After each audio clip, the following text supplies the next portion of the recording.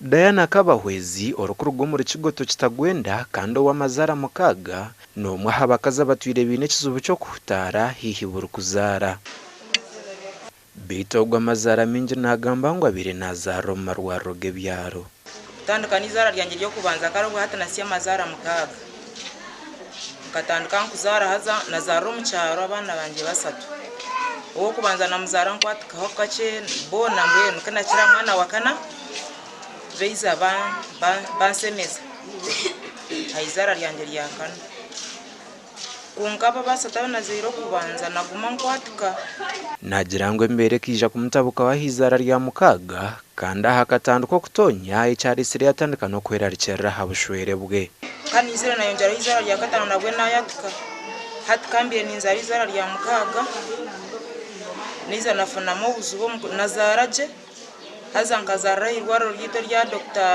rya Father barukurunji kigoto azakanazeire saho yanzaza kurunji konkaniza nafuna mu buzubu enkali yatandika kugenda nkabanta kukura nkali nchibansitami enkali yetwara okurugera har Dr. Sister Priscilla Businge okurugahirwaro rya Nsambia kandi ryo mukugomo ndwara z'abakazi nagirango kucererwa kusyo mukaza hirwaro nico curukureto buzubobu. It must happen a specific time.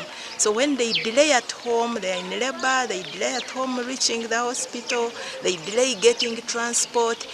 All that there's a pressure from the baby, and then this pressure from the baby affects some of those organs, especially the bladder. When there is too much pressure, it loses blood supply, and when the baby is out, they end up getting leaking urine.